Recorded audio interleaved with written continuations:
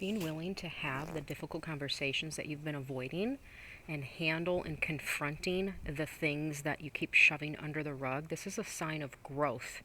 It is a major sign that you are ready to come up higher, that you are ready to take responsibility, that you're ready to not be a victim, that you're ready to take ownership of the mistakes that you made. It is the first step in changing your life, and nobody can do it for you.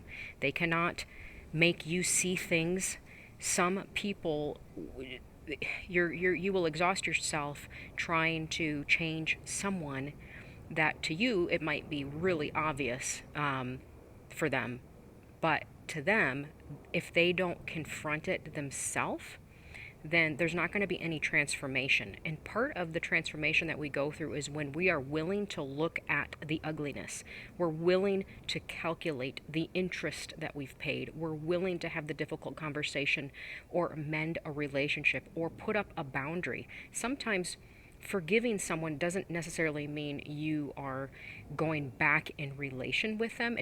God calls us to love and forgive, but he doesn't call us to continue toxic relationships. So sometimes it looks like putting up boundaries and saying, no, I don't accept this behavior anymore. No, this is not working for me. Whether it's a friendship or a relative or a sibling or somebody close to you, you need to get to the point where you are willing to do what it takes, and that means confronting these things. The longer that you avoid the things that need to get handled, the bigger those problems come. And then what'll happen is you will start making decisions based on being desperate or being in a crisis mode because you didn't deal with the little fires. They got bigger. You didn't deal with the little issues. And part of developing and growing is getting life in order. It's getting things in order.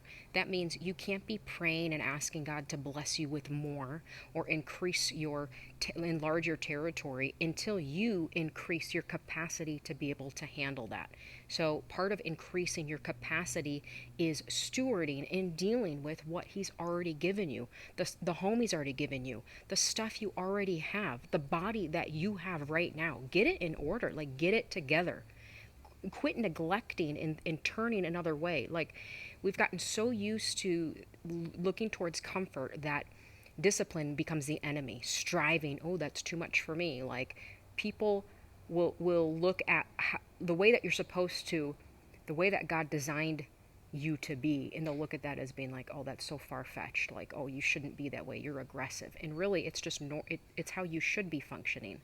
And so if you're not willing to tackle the difficult things, if you're not willing to have the difficult conversation or tackle that storage that's a mess or the closet that's a mess, or finally fix the things that you said you were going to fix, or finally get rid of things that you said, oh, I'm going to decide this, I'm going to do this one day, I'm going to handle this, or I'm going to go here, I'm going to do this, I'm going to deal with this. You need to fix those things. You need to handle those things. You need to take care of the loose ends. You need to do it. And whether it's just a little bit every day, maybe you're busy, maybe you're working a lot, that's totally, fine. But a little bit every day is better than nothing. Handling what you can in a 30-minute period instead of scrolling or watching 30 minutes or an hour on Netflix. I mean, the amount of time that's being wasted on ridiculous things versus actually doing something that's going to actually move your life forward. Like, do the things that are going to give you results, that are going to move you forward. Otherwise, you're just busy thinking that you're making progress and you're not. And the time passes by so quickly. So if you don't get on the offense and stop playing defense, if you don't start getting aggressive and start taking ownership and saying, you know what, this far and no further. I'm not doing this anymore. I'm not dealing with this anymore.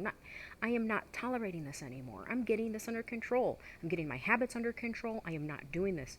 And so the Bible talks a lot about renewing your mind. It's a daily renewal of your mind. So what I've been doing lately, obviously haven't been on much because I'm going through a daily mind renewal right now. I've realized I need to shift some very important things in my life, and those require me to not fall back into very, very strong habits and patterns.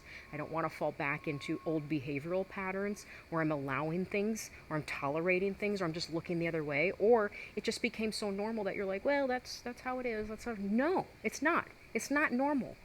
Putting up with dysfunction in family or gossip is not normal. And being involved in things that don't matter, this This is time consuming things that aren't really giving you momentum. They're not really benefiting you. They're just wasting your time, and you end up going around in circles. So one of the main things is I notice that people who complain a lot, get away from them. Complainers will drag you down, and you will start saying like, oh yeah, this is bad, this is not good.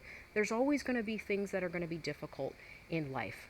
There's always going to be a problem, like there is. However, there's always a solution. There's always the opposite. The opposite exists at the same time. That's the law of polarity. If there's one, there's the other. So those things exist. It's your job to figure out which one that you're going to be dominantly involved in. And if you're chronically complaining and you're chronically avoiding, okay, and you don't want to deal with things because you're deciding to look the other way, like, you got to get it. You have to get going. You have to confront those things. You have to deal with those things. And you have to find joy in it and be grateful. God, thank you for giving me the willpower and the strength to tackle this big thing that I've been putting off that's just growing. It's getting bigger and bigger. And soon you feel like consumed by either a mountain of debt or you're putting on weight, or the relationships that needed mending never got mended, or you just keep you keep doing the same thing, and you feel more suffocated, more piled up, more buried, and more anxious. At some point you got to put a stop to it and say, am I doing this? Am I doing this to myself? Am I the one? Am I the reason why my life is a disaster? Am I the reason why? Am I the reason why my home is cluttered? Am I the reason why I have all this debt? And you know what? Yes, you are the reason. Could be your spouse, but you are half of that reason. So do what you can do. Your spouse is going to have to take ownership for their stuff too. You do what you can do. Don't wait around for the other person to get on board. You start tackling and confronting those things. Have the difficult conversations. Get it out of the way. Get those things handled, and then keep moving towards where you know that God's leading you. Keep asking Him for wisdom and guidance, and to direct your steps, and to open doors and close doors, and to show you the areas in yourself that you need to handle. Show Him the areas, the weaknesses, the not, I wouldn't say weaknesses, but the lack of discipline, where you don't have self-control, the leaks. Ask Him to show you the leaks in your life, the things that, the little petty things. God, search my heart. Show me what I need to do better on. And He will. And He will subtly tell you. He told me, Alicia, get this corrected. Get this corrected. And He'll tell you, you need to correct this behavior. You need to correct this gluttony. You need to correct this. Now's the time. No more. No more. You can do better. Quit going around the same thing.